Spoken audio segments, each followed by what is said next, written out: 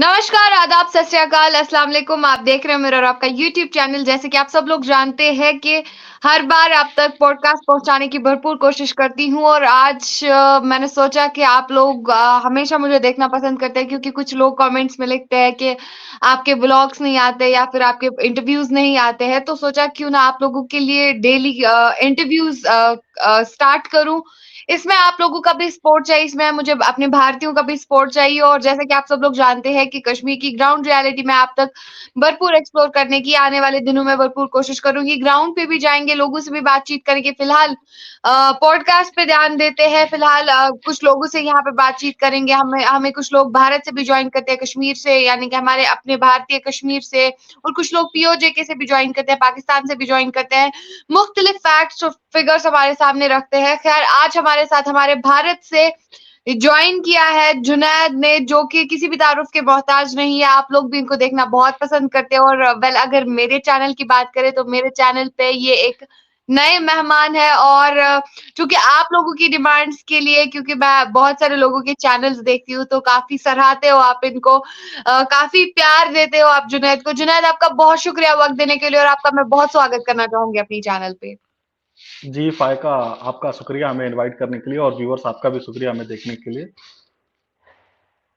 Thank you so much once again कि आप हमारे व्यूअर्स के लिए आए, टाइम निकाला और चूँकि जिस भी मुद्दे पे हम बातचीत करेंगे आई होप सो कि हमारे व्यूअर्स के लिए वो वैल्यूएबल साबित होगी। ख़ैर आज जिस मुद्दे पे हम लोग बातचीत करेंगे चूँकि हम लोग रोज़ मसले-मसाइल उठाते हैं, हम लोग रोज़ किसी न किसी इश्यू पे बात करते हैं, लेकिन आज सिर्फ़ और सिर्फ़ हम मसला उठाएँगे चूँकि रिलिजन्स की अगर हम बात करें, एक तरह से हमारे कंट्री में सेक्युलरिज़्म है, हम ये भी कहते हैं हमारी सरकार ने हमारे भारत सरकार ने हमें खुलेआम छूट दी है कि हम किसी भी त्योहार को, कोई भी रिलिजन को अपना सकते हैं, किसी भी रिलिजन को चूज़ कर सकते हैं, ये हम तक है और यहाँ पे सेक्युलरिज़्म है जिसकी वजह से जो भारत की खूबसूरती है, जिसकी वजह से भारत जाना जाता है। लेकिन आप भी जानते हैं कि पिछले दिनों में दिवाली थी और एक सोसाइटी में मुस्लिम्स का ये रहता है चूँकि मैं भी एक मुस्लिम हूँ।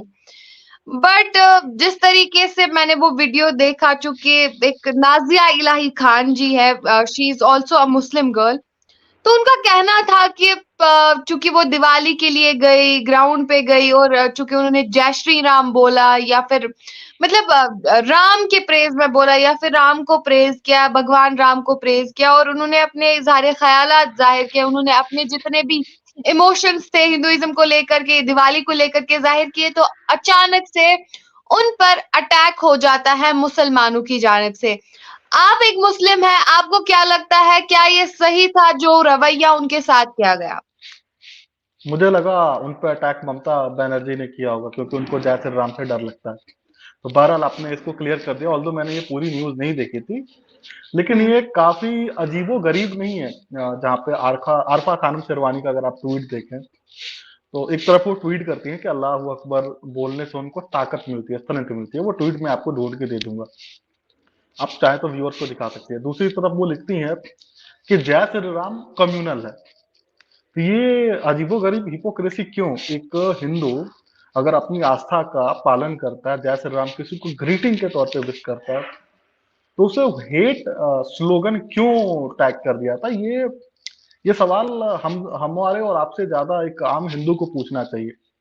अगर आप बीबीसी पे जाएँ, तो बीबीसी हुँ। भी इस तरह का रिपोर्टिंग करते रहा कि मतलब वो जो उसको लोग कंपेयर कर रहे हैं अल्लाहू अकबर से। ऑल्दो अल्लाहू अकबर उन्होंने नहीं लिखा, मेरे सामने वो बीबीसी की है। Hindu chant that become a murder cry, ये बीबीसी लिखता है। तो अल जजीरा तो एक अलग ही लेवल पे चला गया। ठीक है। तो ये बड़ा अजीब है मतलब लोगों का माइंडसेट। ठीक है।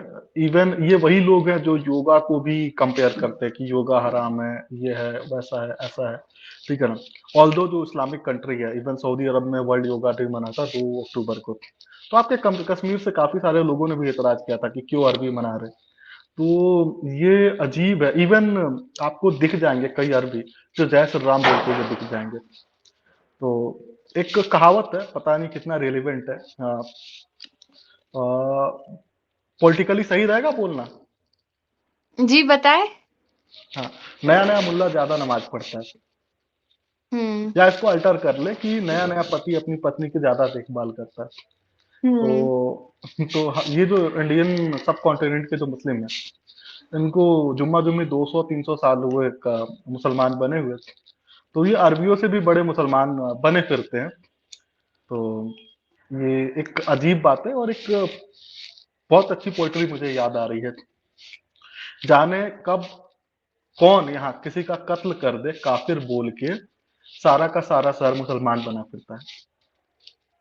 बिल्कुल, बात तो सही है और उन सब लोगों के खिलाफ मुझे लगता है बहुत गुस्सा आता है इंसान को जबकि एक औरत जो है अपने एक तरफ से भारत में जिस तरीके से हमें छूट दी गई है, हालाँकि मेजॉरिटी जो है हिंदूज़ की है और आप देख सकते हैं कि मतलब बीइंग अ मुस्लिम मुझे भी ये चीज़ लगती है कि सिर्फ़ हमारे ही तबके को प्रॉब्लम होती है।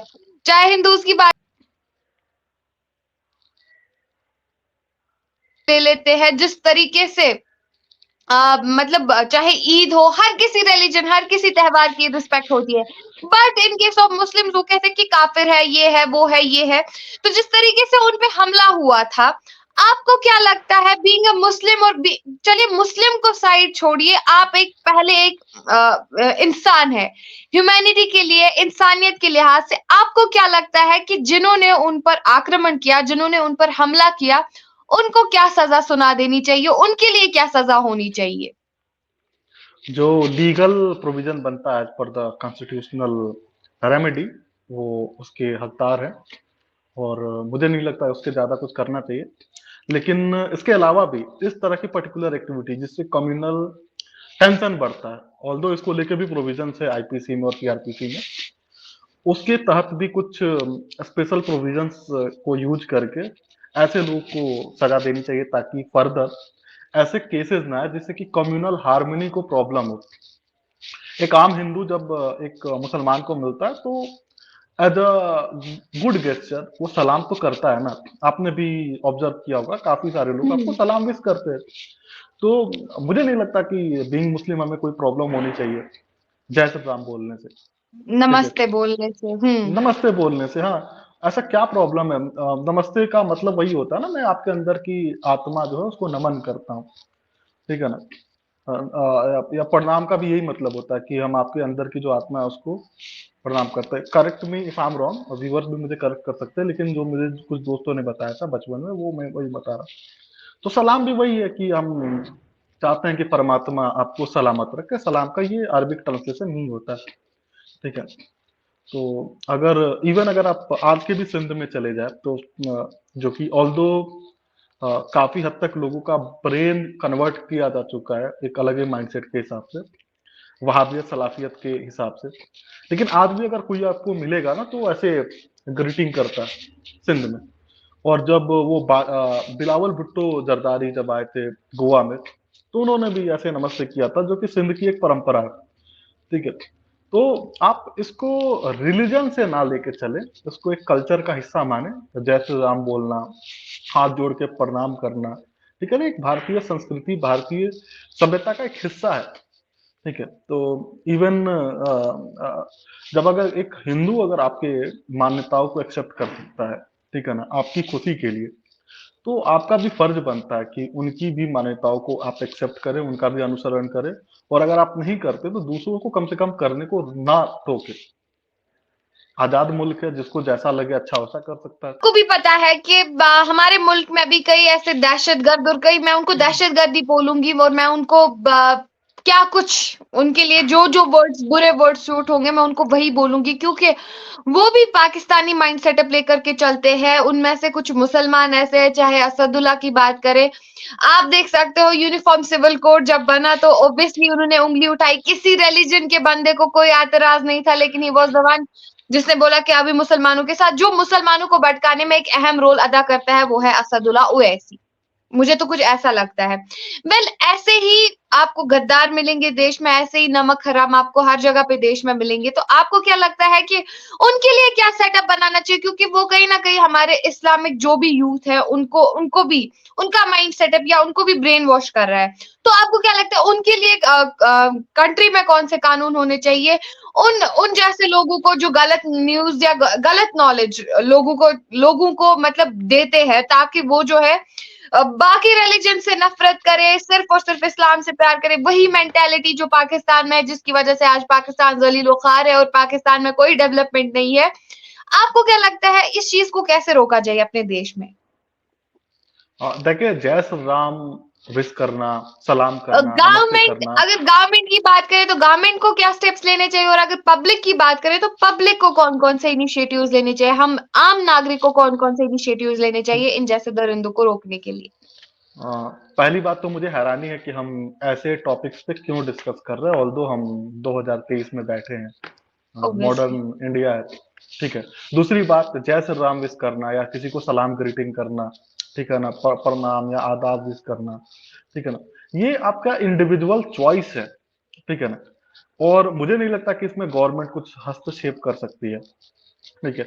लेकिन प्रॉब्लम तब आ जाती है जब इसमें पॉलिटिकल और रिलीजियस इंटरफेरेंस होती है। प्रॉब्लम इसको तब एक आ जा पॉलिटिकल, जी, प्रॉब्लम तब एक आ पॉलिटिकल, जाती है जब कि हाँ, लड़की को जय आवाज श्री कट, राम बोलने पे हमला किया जाता है पब्लिक हाँ, में। अब ये किसी के पर्सनल ओपिनियंस है, ये किसी के पर्सनल चॉइसेस है। कैसे एक तबके के बंदे, कैसे एक तबका जो है उस लड़की पे हमला कर सकता है? सवाल ये है, अगर आज मॉडर्नाइजेशन है, आज अगर मॉडर्न इंडिया है, तो आज भी ऐसा क्यों हो रहा है हमारी सोसाइटी में? और इन चीज़ों को रोकने के लिए मेरा बस आपसे ये सवाल था कि पब्लिक को क्या करना चाहिए? चूँकि ये हमले आए दिन होते रहेंगे, कभी एसिड्स फेंका जाएगा, कभी लड़कियों को धमकी दी जाएगी कि अगर आपने जय श्री राम बोल दिया तो आपकी इज्जत लूटी जाएगी, कभी वो होगा, कभी ये होगा। क्या इज़ अ गर्ल सेफ? देखिए, ये इज सवाल अ ये है। गर्ल सेफ तो हमेशा से एक प्रॉब्लमेटिक क्वेश्चन रहा है, टू बी वेरी फ्रैंक। और बड़ी विषम परिस्थिति में लड़कियां बाहर निकलती हैं, ठीक है ना। और हम लड़कों को तो एहसास भी नहीं होगा कि क्या क्या चीजें बीतती हैं एक आम लड़की पे, क्या क्या सुनने को मिलता है, ठीक है। इवन लड़कियां बताती भी नहीं है दूसरों को, और जब वो क्योंकि लड़की उनके लिए, मुसलमान हो तब ज़्यादा ही। हम्म, हाँ, हुँ, आपको पता है राजस्थान में या गुजरात में कुछ लोग पकड़े गए थे जिनका व्हाट्सएप ग्रुप था जिसमें 500 के करीब लोग थे। हुँ, और ये वो लोग थे जो होटल्स में, रेस्टोरेंट्स में काम करते थे। और इनका काम ऐसा रहता था कि अगर किसी होटल या रेस्टोरेंट में या कहीं पे बाहर एक मुस्लिम लड़की किसी हिंदू लड़के के साथ दिख गई, तो उनको ग्रुप में रिपोर्ट करते थे, फिर अचानक से 200, 300, 500 लोग आ जाते थे और मिलके हरास करते थे, ठीक है। एग्ज़ैक्टली। हाँ, तो ये जो है ना एक मतलब गार्डियनशिप का, ऑनरशिप लेना समाज का, ठेकेदारी लेना, रिस्पॉन्सिबिलिटी लेना कि हमारा समाज है, हमारे लोग हैं, ऐसा कैसे कर सकते हैं, वैसा कर सकते हैं, ठीक है ना। तो अगर पॉजिटिव या कंस्ट्रक्टिव चीजों के लिए हो तो बहुत अच्छा है। जैसे कि अगर आप सिखों में देखोगे, तो अगर कोई दूसरा सिख अगर भीख मांगते हुए दिखता है तो दूसरे सिख उसकी कुटाई कर देते हैं कि तू भीख क्यों मांग रहा है, और कुटाई करने के बाद तो उसको ढंग का कुछ काम धंधा भी दे देते हैं।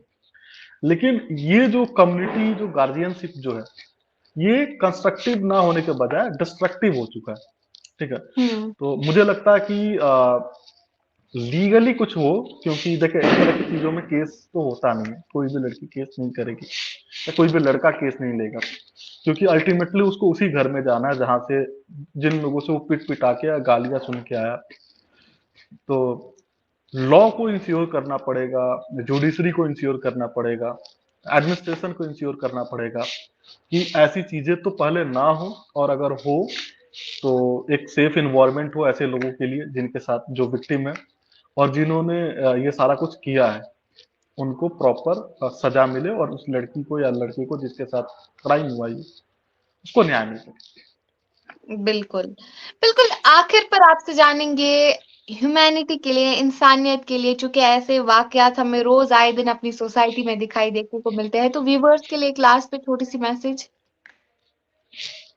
यही है कि दूसरों के फैसले खुद लेने दे, और दूसरों के माई बाप ना बने, और आप अपना देखें, अपना पॉजिटिव या कंस्ट्रक्टिव देखें। क्योंकि अक्सर देखा गया है कि ये वही लोग होते हैं जो कहीं पंचर की दुकान लगा रहे होते हैं, कहीं पे रेडी लगा रहे होते हैं। तो खुद का कुछ कंस्ट्रक्टिव कर लिया होता तो ये सब करने की जरूरत नहीं पड़ती, एक ढंग का काम कर रहे होते, बजाय कि इन सब फालतू चीजों में लगे हैं। और जो प्रोग्रेसिव मुस्लिम है, उनका इन सब चीजों से लेना देना नहीं, वो अपना काम धंधे में मस्त बिजी है। और मैं बहुत होपफुल हूँ कि 10-15 साल में ये चीजें आपको चेंज होती हुई दिखेंगी।